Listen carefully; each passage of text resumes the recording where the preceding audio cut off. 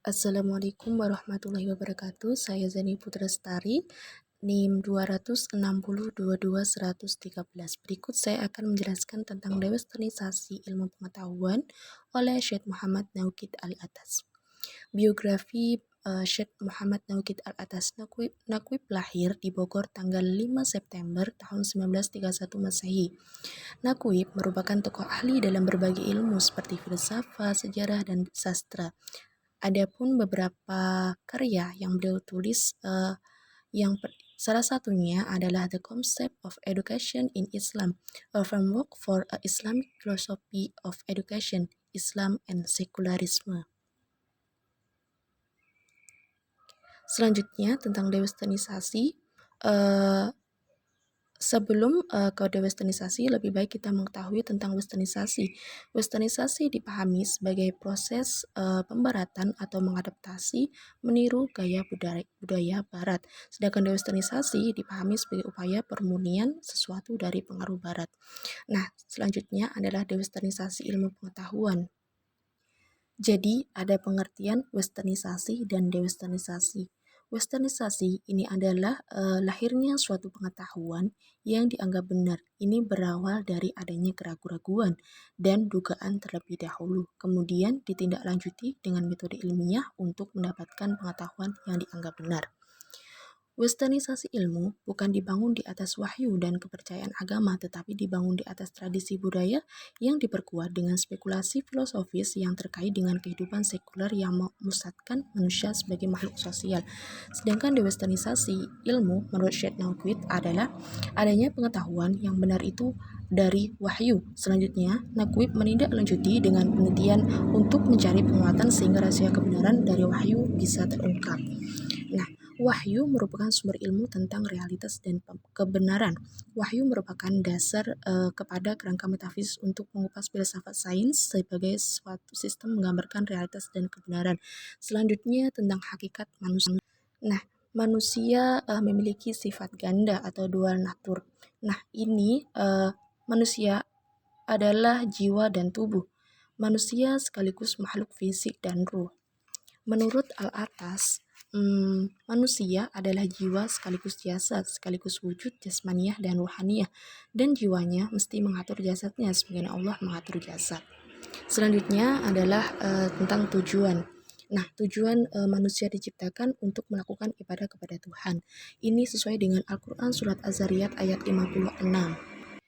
Manusia diberikan pengetahuan atau ma'rifah tentang Tuhan, keesaan mutlaknya bahwa Allah adalah Tuhannya atau Rabb yang sejati dan objek ibadah atau ilah yang benar. Sedangkan kewajiban yaitu taat kepada Tuhan sesuai dengan Al-Quran Surat Ar-Rum ayat 30. Bahwa hal ini sesuai dengan fitrahnya bahwa manusia diciptakan oleh Allah. Selanjutnya, kenapa manusia disebut dengan insan? Hal ini sesuai dengan narasi Ibnu Abbas yang berbunyi Innama sumiyal insana li'annahu ahida fanasiya. Disebut insan karena setelah membuat perjanjian dengannya, dia lupa atau nasia. Manusia terdiri dari kelupaan atau nisyan, dan dia disebut insan pada dasarnya karena setelah bersaksi pada dirinya sendiri tentang kebenaran perjanjian, perintah dan larangan, dia lupa atau nasya untuk memenuhi tugas dan tujuannya. Nah, kelupaan ini menyebabkan manusia melakukan kemaksiatan, dan sifat tercela ini akan mengarah pada ketidakadilan atau zulm dan kebodohan atau jahal. Hakikat manusia yang selanjutnya adalah manusia sebagai khalifah di bumi. Tuhan ini membekali manusia dengan kecerdasan untuk mengetahui yang benar dan yang salah, dan kebenaran dari kebatilan. Allah juga memberikan petunjuk atau al-huda kepada manusia untuk membantunya mencapai kebenaran dan perilaku yang benar. Manusia memiliki dua jiwa.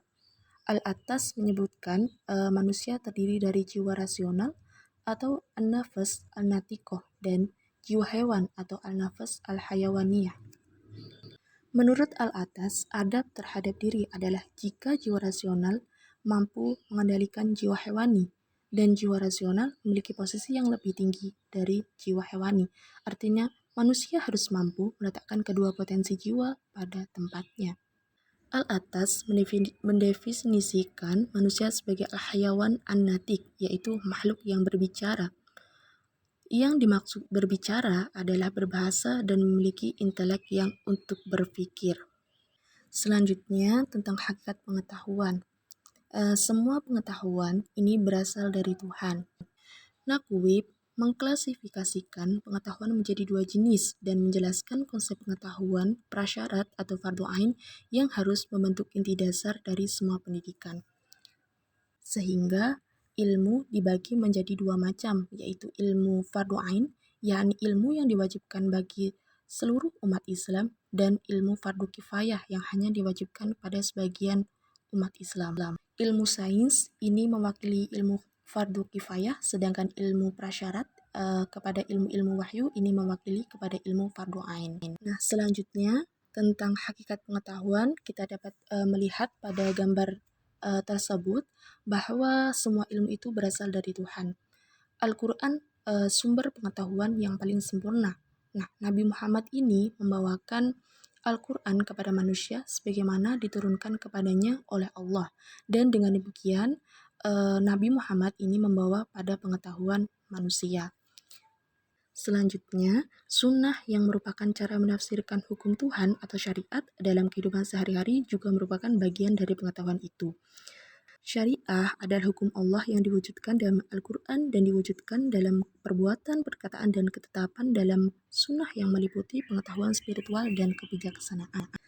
Jadi, Al-Quran, sunnah, syariat, ilmu laduni, dan hikmah adalah elemen penting dari jenis pengetahuan yang pertama.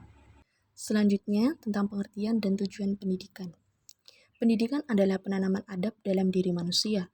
Hal ini sebagaimana pendidikan yang dimaksud oleh Nabi berdasarkan sabda berikut yang berbunyi Adabani Robbi fa'ahsana ta'dibi, yang artinya adalah Tuhanku mendidik adabku dan menjadikan pendidikanku atau takdib paling baik.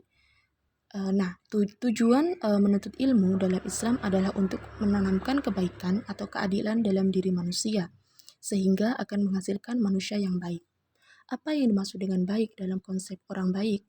Nah, elemen dasar di dalam konsep pendidikan Islam adalah penanaman adab. Karena adab dalam arti menyeluruh yang dimaksud meliputi kehidupan spiritual dan material manusia yang menanamkan kualitas kebaikan yang dicari. Sekian presentasi dari saya, kurang lebihnya saya mohon maaf. Assalamualaikum warahmatullahi wabarakatuh.